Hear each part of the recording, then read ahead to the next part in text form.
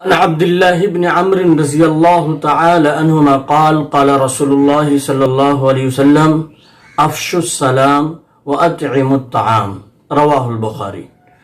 اللہ کے رسول صلی اللہ علیہ وسلم نے ارشاد فرمایا کہ سلام کو آپس میں پھیلاؤ اور لوگوں کو کھانا کھلاؤ۔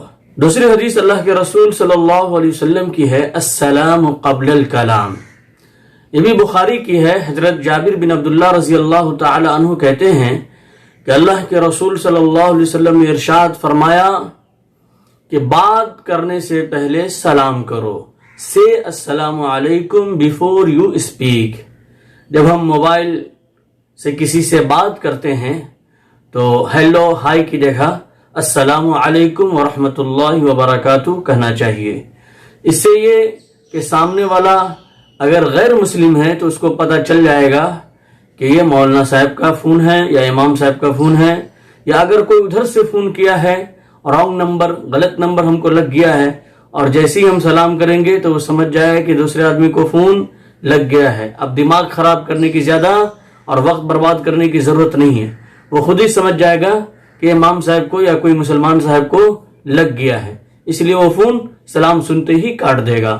تو اس لیے ہم سلام کا رواج ڈالیں، ہیلو ہائی اور گڈ مارننگ اور گڈ نائٹ، گڈ آفٹرنون، یہ سب ہمارے بچے جو سیکھ رہے ہیں تو یہ ہماری کمی ہے کہ ہم نے ایسے اسکول کا، ایسے کالج کا، ایسے یونیورسٹی کا انتظام نہیں کیا جو اسلامی ثقافت، اسلامی کلچر اور اسلامی تہذیب و تمدن کے مطابق ہو، جس میں اسلامی شعار اور اسلامی قوانین، اسلامی نظام ہمارے بچے سیکھیں، ان کو اپنی زندگی کے اندر لائیں۔ تو یہ ہماری کمی ہے۔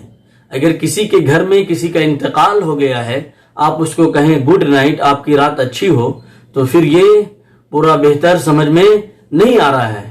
اسی طریقے سے کسی کے صبح میں کوئی ایکسیڈنٹ ہو گیا، کسی کے ساتھ کوئی حادثہ ہو گیا، آپ کہیں کہ گڈ مارننگ، آپ کی صبح اچھی ہو، تو یہ پھر ترجمہ اس کا صحیح فٹ نہیں بیٹھ پا رہا ہے۔ لیکن آپ سلام کو جہاں دیکھیں گے اس کے اندر امن ہے، سلامتی ہے، دعا ہے اور ایک دوسرے کے لیے رحمت ہے۔ جب ہم کہتے ہیں السلام علیکم ورحمۃ اللہ وبرکاتہ تو اس کا معنی اور مطلب یہ ہوتا ہے کہ اللہ کی سلامتی ہو آپ کے اوپر، اس کی رحمت ہو، اس کی برکت ہو۔ اور اسی کو ہندی میں ہم یہ بھی سمجھ سکتے ہیں کہ جو سرو شکتیمان پرمیشور ہے، اس کی کرپا اور اس کی دیا ہو آپ کے اوپر۔ Peace be upon you and the mercy of Allah and blessing be on you. تو اتنا اچھا ترجمہ ہے، اس میں 30 نیکیاں ملتی ہے۔ اس کو چھوڑ کر کے ہم پھر دنیاوی ادھر ادھر کی چیزوں میں پڑھ کر کے اور اتنی اچھی دعا کو، اتنی اچھی چیز کو ہم چھوڑ رہے ہیں، یقیناً آج کے مسلمان غلط کر رہے ہیں۔ لہذا اسلامی ثقافت، اسلامی کلچر، اسلامی تہذیب، اسلامی تمدن، اسلامی شعار جو ہم کو اللہ کے رسول صلی اللہ علیہ وسلم سے ملا ہے، اس کو اپنی زندگی میں لائیں، اس کو بچوں کو سکھائیں، اسی کی تربیت کریں۔ نقش قدم نبی کے ہیں جنت کے راستے، نقش قدم نبی کے ہیں جنت کے راستے، اللہ سے ملاتے ہیں سنت کے راستے۔ حضرت برا بن عازب رضی اللہ تعالی عنہ فرماتے ہیں کہ حضور کریم صلی اللہ علیہ وسلم نے ہمیں 7 باتوں کا حکم دیا۔ نمبر 1، مریض کی عیادت کرنا۔ مریض کی عیادت کرنا بھی ثواب ہے، لا بأس طہور انشاءاللہ، جب اس کے پاس جائیں تو کہیں۔ نمبر 2، جنازوں کے پیچھے چلنا۔ نمبر 3، جب کسی کو چھینک آئے اور وہ الحمدللہ کہے تو آپ اس کے جواب میں یا رحمک اللہ کہیں۔ نمبر 4، کوئی بے بس آدمی ہے، کمزور ہے، تو اس کی آپ مدد کریں۔ نمبر 5، مظلوم کی امداد کریں۔ جو آدمی کے اوپر ظلم کیا جا رہا ہے تو آپ اپنی حیثیت کے مطابق ان کے حق میں آواز کو بلند کریں، ان کی آواز کو اٹھائیں، ان کی مدد کریں، ان کی سہایتا کریں۔ نمبر 6، سلام کا رواج عام کریں، خوب سلام پھیلائیں۔ اور نمبر 7، قسم کھانے والے کی قسم کو پوری کرنے میں ان کی مدد کریں، ان کا تعاون کریں۔ سلام یہ اللہ تبارک و تعالی کی طرف سے عطیہ ہے۔ جب ہم جنت کے اندر داخل ہوں گے تو سلام سلام سلام، سلام قولا من رب الرحیم، پروردگار کی طرف سے بھی سلامتی اور سلامتی آئے گی. ویلکم ویلکم، گڈ مارننگ، یہ سب نہیں کہا جائے گا بلکہ سلام کہا جائے گا. تو لہذا سلام کے رواج کو عام کریں. بخاری شریف کی حدیث ہے کہ جب اللہ تبارک و تعالی نے سیدنا حضرت آدم علیہ السلام کی تخلیق کی تو فرمایا کہ آپ فرشتوں کے پاس جائیں، جو جماعت وہاں بیٹھی ہوئی ہے ان کو جا کر کے سلام کریں، اور جو وہ آپ کو جواب دیں اس کو غور سے سنیں، اس لیے کہ یہی آپ کی اولاد میں جاری اور ساری رہے گا. چنانچہ حضرت آدم علیہ السلام نے جا کر کے سلام کیا، السلام علیکم، تو فرشتوں نے جواب میں کہا وعلیکم السلام ورحمت اللہ. چنانچہ فرشتوں نے لفظ رحمت اللہ بڑھا کر جواب دیا. تو یہ نعمت اللہ تعالیٰ نے ہمیں اس طرح عطا فرمائی ہے. دیکھیں، غور کریں، اتنی بڑی نعمت کو ہم چھوڑ کر کے اور غلط چیزوں کو، اور جو دشمنان اسلام ہیں ان کی غلط چیزوں کو اپنے اندر پیدا کر رہے ہیں. تو یہ ہماری بدنصیبی ہے، بدبختی ہے. بہتر طریقہ تو یہ ہے کہ ہم پورا سلام کریں، السلام علیکم ورحمت اللہ وبرکاتہ.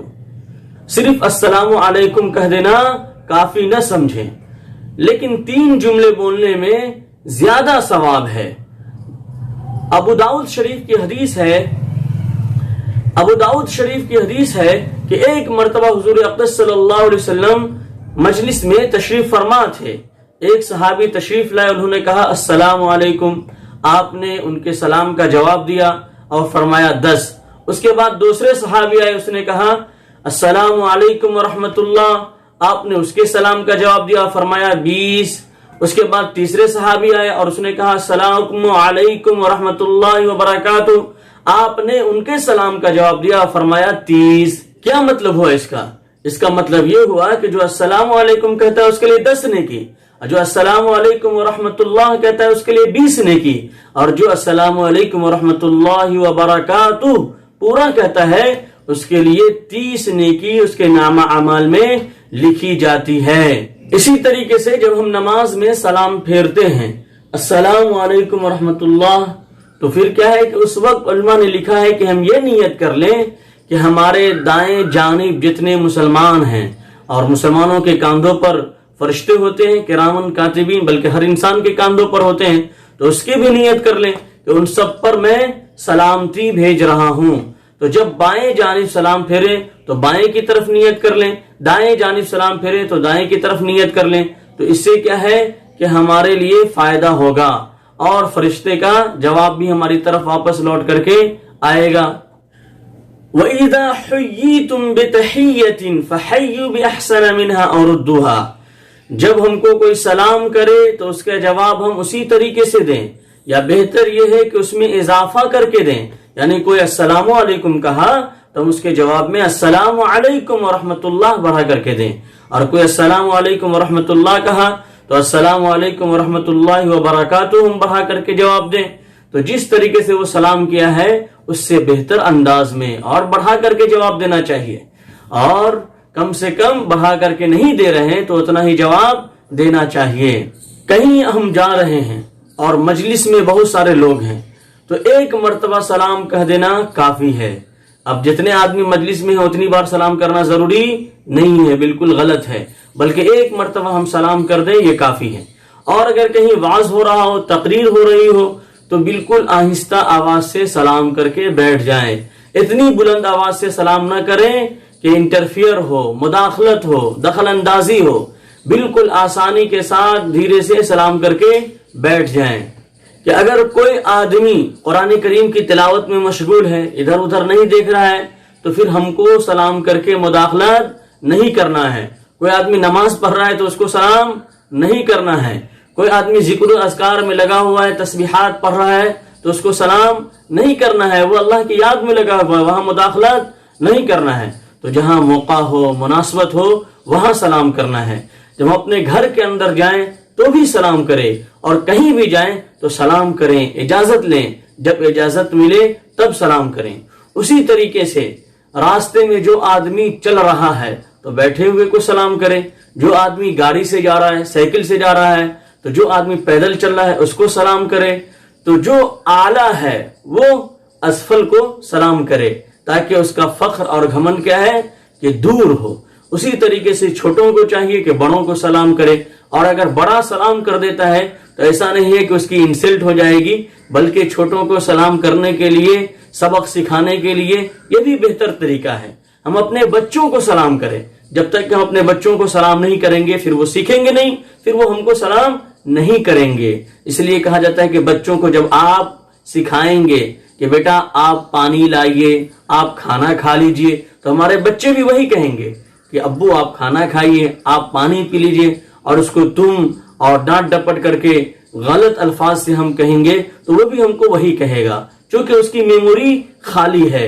غلط چیز ہم بولیں گے تو غلط چیز وہ سیکھے گا، اور صحیح چیز ہم بولیں گے تو صحیح چیز سیکھے گا۔ ایک غلط فہمی یہ ہے کہ بہت سے لوگ اپنے بیوی کو سلام کرنے میں اپنی انسلٹ سمجھتے ہیں، یہ غلط طریقہ ہے۔ ہم اپنی بیوی کو سلام کریں، یہ بھی اللہ کے رسول صلی اللہ علیہ وسلم کی سنت ہے۔ اور جب آدمی جائے گا گھر اور بیوی کو سلام کرے گا تو پھر کیا ہے کہ اس سے محبت پیدا ہوگی، تو اس کو لوگ سمجھتے ہیں کہ ہم اپنی بیوی کو کیسے سلام کریں، یہ غلط چیز ہے۔ سلام ان کو بھی کرنا چاہیے، وہ بھی دعا کی مستحق ہے، وہ ہمارے لیے اتنی قربانیاں دیتی ہے، کھانا تیار کرتی ہے، کچن کی گرمی برداشت کرتی ہے، بچوں کی کیا ہے خدمت کرتی ہے، ان کی دیکھ ریکھ کرتی ہے، تو وہ بھی دعا کی مستحق ہے، اور سلام بہترین دعا ہے، اس لیے ہم ان کو بھی سلام کریں۔ اللہ کے رسول صلی اللہ علیہ وسلم نے یہ ہم کو سکھایا، من لم یشکر الناس لم یشکر اللہ، کہ جو اللہ کا شکر ادا نہیں کرتا ہے وہ بندوں کا بھی شکر ادا نہیں کرتا ہے۔ اس لیے ہم کو اللہ کے بندوں کا بھی شکریہ ادا کرنا چاہیے، اور شکریہ کے ساتھ ساتھ ہم کو جزاکم اللہ خیرن کثیرا یا جزاکم اللہ کہیں، یہ دعا دیں، اس سے کیا ہے کہ اس کا بھلا ہوگا، بہتر ہوگا، اس کے حق میں دعا ہوگی۔ اہل عرب کے اندر ابھی بھی یہ خصوصیت ہے کہ بہت زیادہ وہ سلام کرتے ہیں اور بہت زیادہ ایک دوسرے کے لیے دعا کرتے ہیں، لیکن ہمارے ہندوستان میں لوگ اس میں بخل کرتے ہیں، سلام کرنے میں بھی بخل کرتے ہیں اور دعا دینے میں بھی بخل کرتے ہیں۔ حالانکہ جب ہم اس کے لیے دعا کریں گے تو پھر فرشتے ہمارے حق میں دعا کریں گے، تو اس لیے ایک دوسرے کو خوب دعا دیں، بد دعا سے بچیں، اور ایک دوسرے کو خوب سلام کریں۔ سلامتی سلامتی، ہر جگہ امن اور سکون رہے، ہر جگہ سلامتی سلامتی رہے۔ سوال ہے کہ السلام علیکم جمع کا صیغہ کیوں استعمال کرتے ہیں؟ جمع کا صیغہ استعمال کرنا للتکریم، عزت کے لیے ہوتا ہے، تو کسی کی عزت کے لیے جمع کا صیغہ عربی میں استعمال کیا جاتا ہے۔ اور باقی علماء نے لکھا ہے چونکہ ہر انسان کے اوپر کرامن کاتبین 2 فرشتے ہوتے ہیں، تو ایسی 3 آدمی جمع تو ہو ہی گئے، تو السلام علیکم ورحمۃ اللہ کہتے ہیں، یہ صحیح ہے اور یہی کہنا چاہیے۔ دوسرا سوال یہ ہے کہ اگر کوئی آدمی کہے کہ جاؤ امام صاحب کو میری طرف سے سلام کہہ دینا، یا جاؤ حج کرنے جا رہے ہو تو پھر وہاں جا کر کے فلاں حاجی صاحب کو میری طرف سے سلام کہہ دینا، تو اس کا کیسے جواب دینا ہے؟